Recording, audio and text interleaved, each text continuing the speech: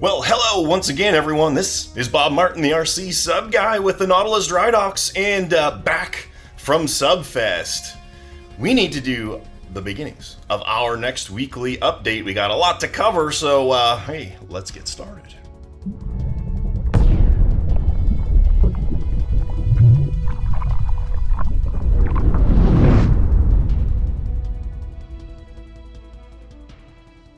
Okay, as I mentioned, just back from Subfest, gone for the last week. This event took place in Cotta, Georgia at the amazing Red Clay Resort, where they have an absolutely gorgeous spring-fed pool there that I and about 40 other skippers ran our RC submarines there. For the most part, we had awesome weather. A little bit of rain on Saturday, but that did not dampen our spirits. I'm going to have a dedicated follow-up video just on Subfest, but we'll throw a little bit of video in here just to whet your appetite. So, starting this week, big changes at the dry docks. If you follow my channel, you'll know that I am actually going back to work full-time in my previous employment for my previous employer, which I started the company, so it's kind of an interesting dichotomy there. But what that means is my time in the shop is going to be affected. That's not going to affect the videos that you guys are watching, my Dive Tribe team, or the Subfest events. It just means that the velocities of the builds is going to be a little bit different, but I'm hoping it'll be a little easier for you guys to follow. It's not going to be a bunch of squirrel syndrome with me jumping from project to project. It's going to be a little more focused. And some housekeeping stuff. If you've been following me on Facebook, if you're a friend of mine, or if you've been following the channel, you'll know that my son Logan helps me out in the shop here. Logan suffered from a collapsed lung, a spontaneously collapsed lung. It's called spontaneous pneumothorax, of all things, last Sunday. And unfortunately, that meant he could not attend Subfest, and he actually went in for surgery a few days ago. Hopefully he's going to be home here in the next couple of days. He's had a chest tube in, he went for surgery, so if everything goes well, he'll be back resting up and eventually make it back in the shop to give me a hand here. So now that I'm back, we got a lot of things to do because I've lost a week. I ran my bond, Lotus, out at Subfest there, and if you guys have followed my channel, you'll have seen this before. I did a whole dedicated video, put a little clip up here so you guys can see how it works. That got sold to a gentleman in Taiwan. I got to package that up, put a new radio with it, get it shipped out. I picked up a new, not new, Virginia in 72nd scale. You'll seen this. Gone through my shop before. This wasn't the last Virginia, it was the Virginia before that with the vertical cuts. I'm going to be going through it, giving it an upgraded paint job, and we're going to be implementing an APU. I've also got to finish boxing up this gargantuan 32nd scale Type 9. It takes up my whole workbench here. This was originally supposed to have been given to the gentleman who purchased it at Subfest. He was not able to attend it. Unfortunately, now we're going to be facing some very challenging shipping logistics because of the length of the box. So we'll see how that all goes. I've also got the Stingray that I did back in the shop. Customer says the pump cut out. He can't figure it out. He shipped it back here. Howard's 212 is back. The hull split at Subfest. That pressure was just too much. And that resin is probably very old and brittle.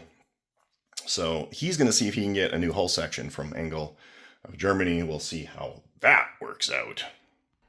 And to round things off, we got about like 3 cylinders worth of RNR driving hardware that I need to outfit, get set up and shipped off to a customer. So, a lot to do, a little bit of time, and I think we better get started.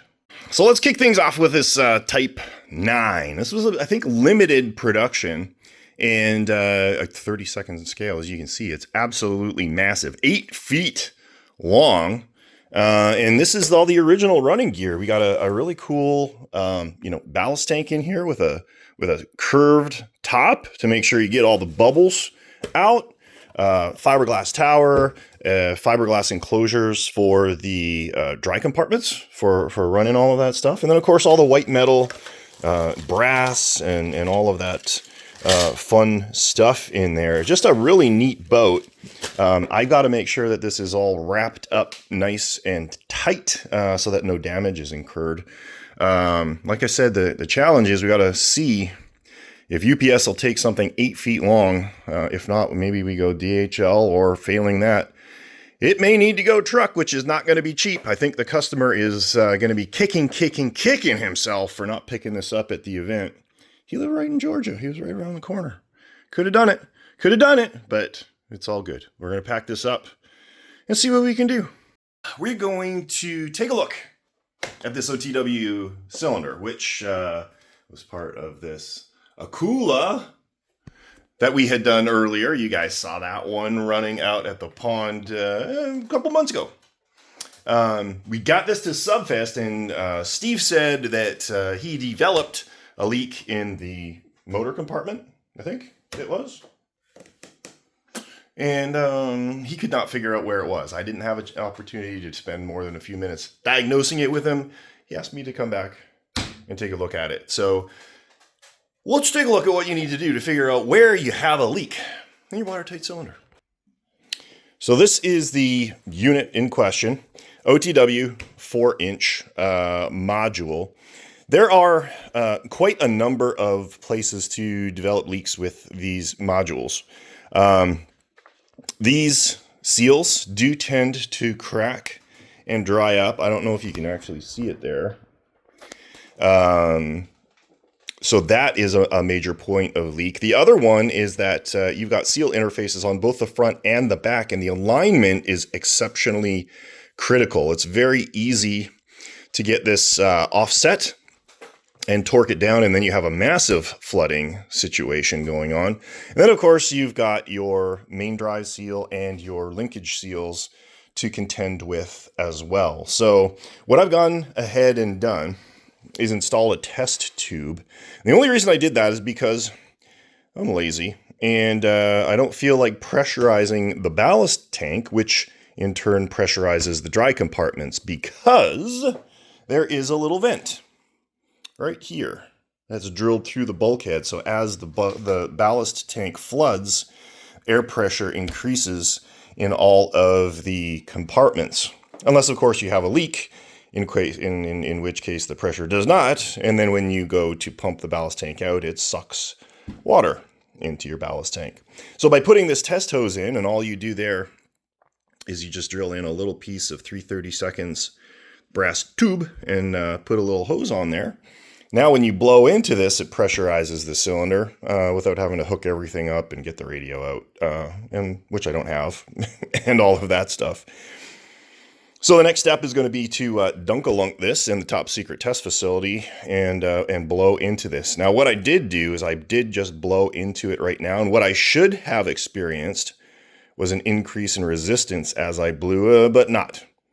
It is completely free-flowing, so there is a considerable leak going on from somewhere in the cylinder. We're going to have to wait for the light to come on outside, and then we'll dunk-a-lunk this sucker and see if we can find some bubbles. Well, here we are at the top secret test facility, 4 o'clock in the morning. The reason the cylinder was just breathing through was because the end cap wasn't tightened down. That was me. I should have checked that first. I got it in the water. I've been blowing in it, and it is pressuring up. I can't even get one bubble out of it. I don't know what's going on or what is happening that Steve is experiencing a leak. Now, the only other thing is, you know, as the servo cycle or the motor spins, maybe a leak is developing. It's pretty unlikely, though. I don't know. We'll keep looking at it. Could not find a leak. But the other place that water is getting in here is via the intake for the pump. So what I'm wondering is if we are getting a leak through here, which is possible. I'll bet you this is exactly where it is, right here. It's leaking around here. I'll bet you if we threw a zip tie on here, everything would be copacetic. Let me pull this apart. We got some water in there anyway. We gotta breathe this thing, get her all dried out. Yeah, I'm gonna be willing to bet that this is our culprit right here. It's pretty easy to take this on and off. Now it fits really tight against the nipple port on the bottom. But what we're gonna do, we're gonna permanently affix this with silicone. Yeah, let's take care of this once and for all. All right, while the OTW system cures, I'm sure that's what the problem was. Super simple. We're gonna take a look at an RNR cylinder. So this is a brand new RNR unit, and this was the watertight cylinder that was spec'd by RNR for use in the Skipjack Mobius Skipjack. This is as you would get it. This has no forward servo option, as you can see here. There's no forward servos or anything. And these parts were supplied by the customer. These are the Hobbywing 1060 brushed motor ESCs. And that's basically it in terms of the good stuff. An 82 pitch controller is going to get installed here as well. This forward battery tray is perfect for this. So rather than running power and signal all the way to the back, we're just going to run power for the motors. And we're going to mount these ESCs in here. Lots of room for the receiver and the pitch controller as well. The other thing I need to find out from him is whether he wanted LED lights. He gave this gargantuan, huge waterproof connector in here. Real estate's a little tight back here, but we can make it happen if that's what he wants. I wouldn't recommend it. This is his first RC submarine.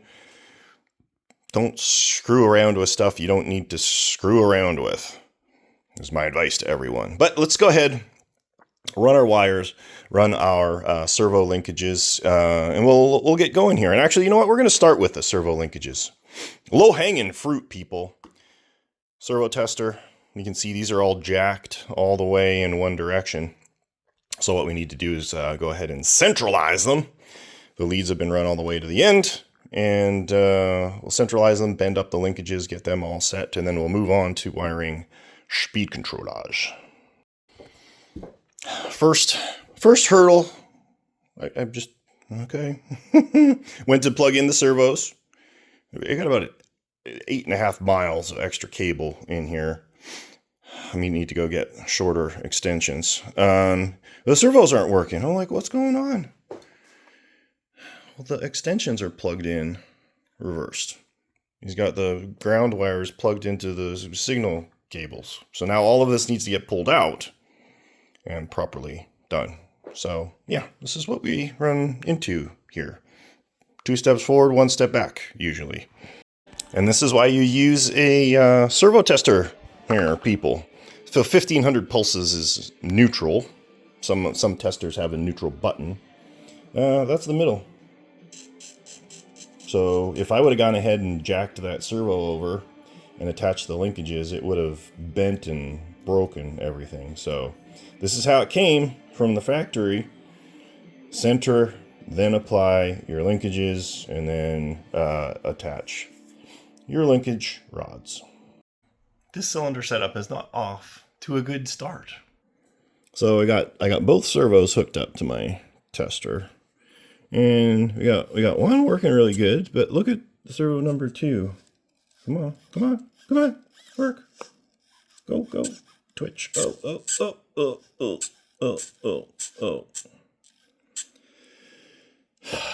So I think we got a bum servo.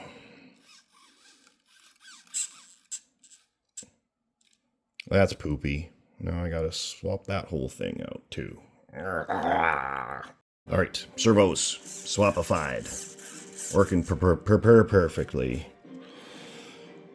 I need to snip these, adjust the length appropriately, so that this isn't hanging out 1,800 yards and be prone to damage.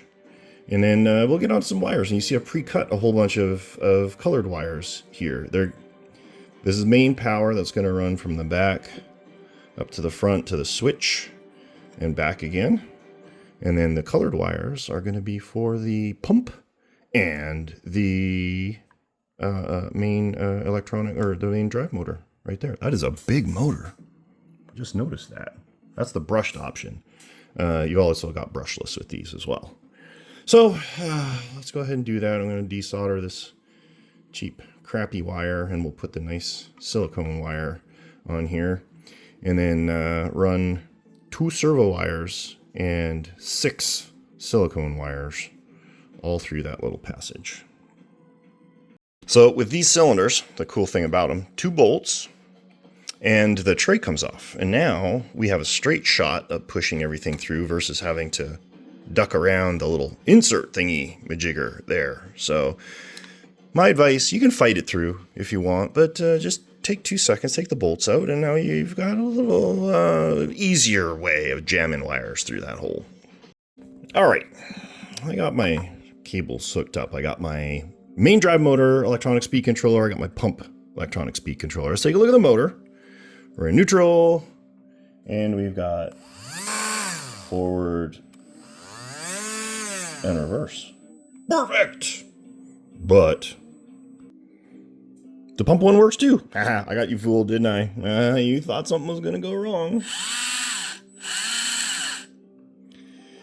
So now we do a little organizational-ishness in here. Howard's going to ship me his receiver, which should be here in a couple of days. I'm going to snip these switches so that it's not cluttering the battery compartment. If you just snip this and splice them together, it's constant power when everything comes in. And then the main power leads will get grouped together like that. And they'll get power when the power comes on with the switch-a-majigger right here. Here's the completed setup. ESCs are mounted. The cables are bundled nicely. I like to use these little power blocks. And let me show you what they look like. You get these on Amazon. They're super cheap. They're like a nickel for 10 of them. But it's like 2 in, 4 out. But they come in all different sizes, like 2 in, 2 out, 2 in, 6 out.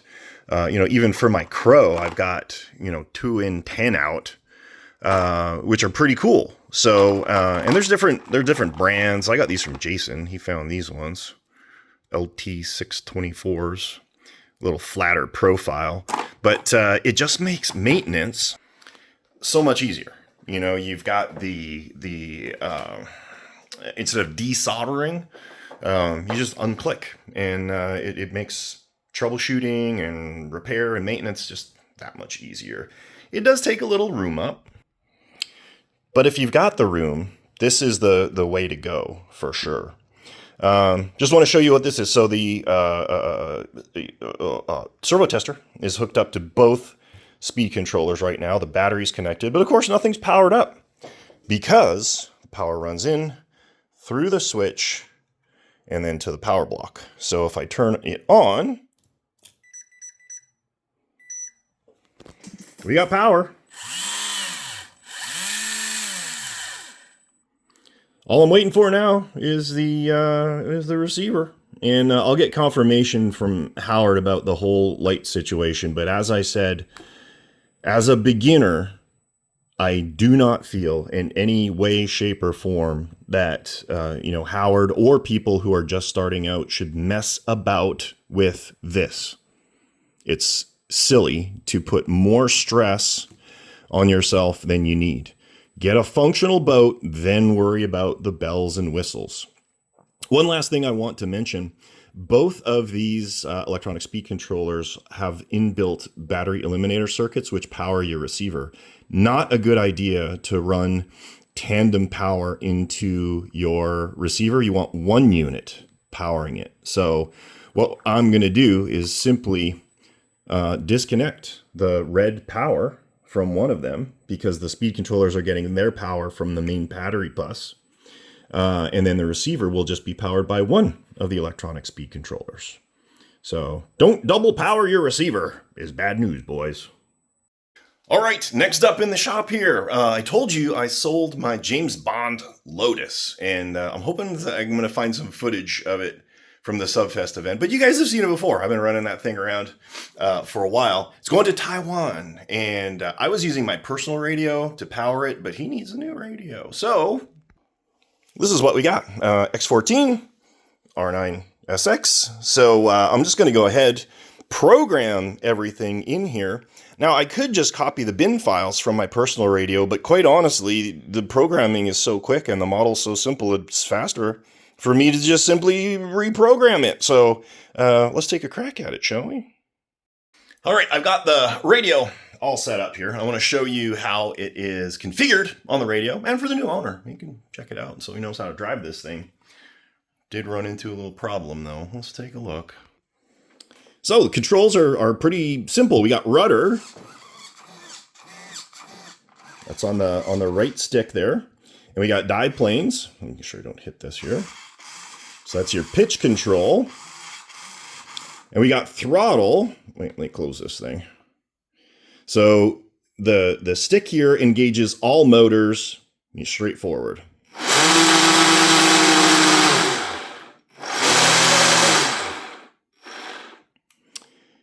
Then on this stick is differential steering. So if you move this left and right, it'll move the motors opposite each other, and the craft can move about its yaw axis completely stationary. So everything's cool. Everything's awesome, except this motor, which is totally free spinning and working good, is just not happy. It's just not happy. We'll give it a watch.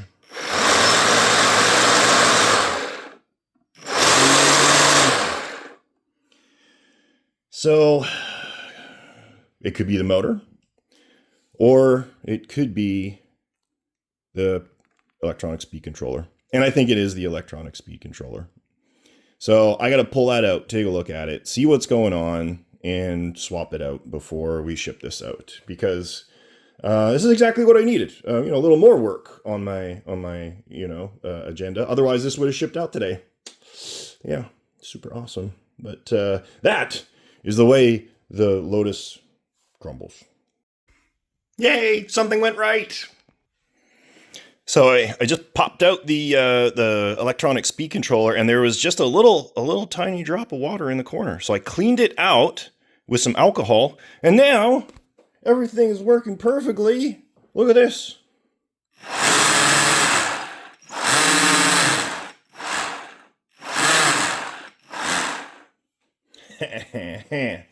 New shrink wrap, pot it with lots of silicone, make sure that it's completely sealed up. We'll reconnect some wires, and this bad boy is ready to go.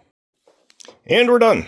Potted, and I used clear heat shrink this time, so that if ever there's an issue, you could just take a look for condensation inside. But basically, I put a full wick around both sides. I'll clean that up a little bit so it looks better. And then heated up the heat shrink, pull it in, sucked all that out, wipe out the excess, and now you got a fully potted electronic speed controller, just like these ones were. And we're just going to let that cure, slap it in there tomorrow after it's all cured up, and get this baby on its way. Great news, everyone. For those of you wondering how Logan made out, he came home last night. It was like a late in the evening thing. They yanked his chest tube out, and had him do a lap around the ward and sent him home. So, the good news is the RCSub kid is home, resting, still in pain. He's not going to be back in the shop this week. Maybe next week.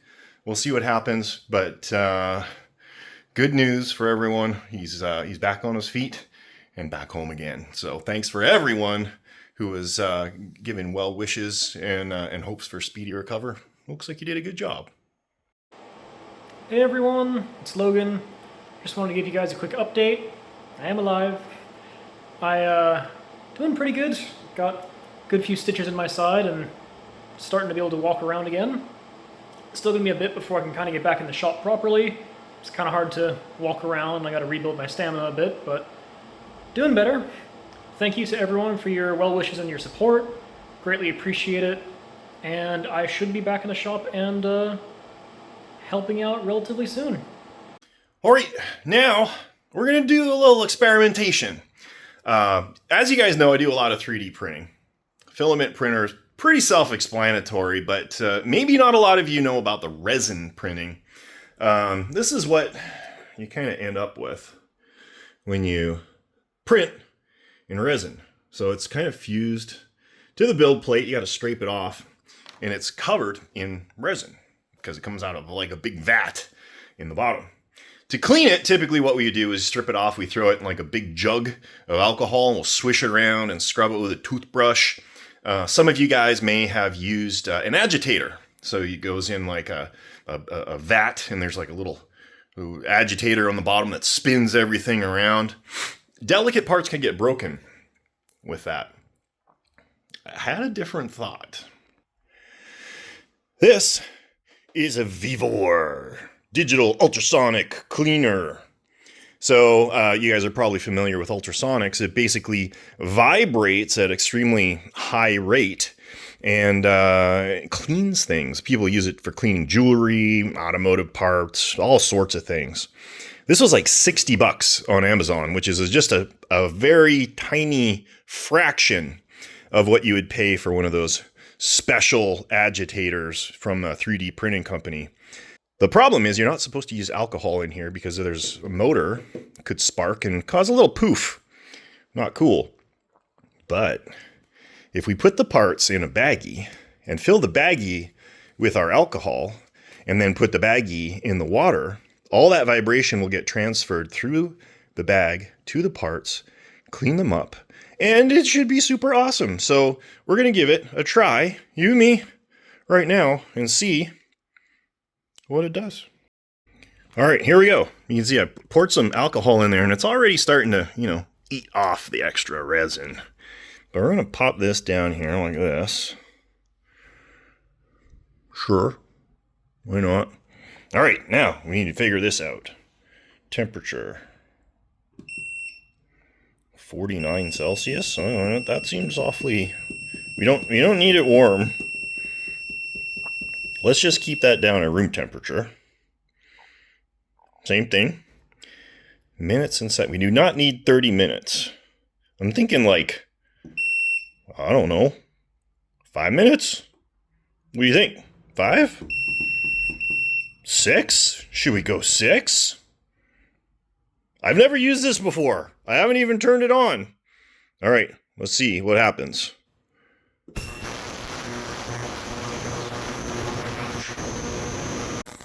Man, I think it sounds like I hope it's okay. Oh yeah, squeaky clean.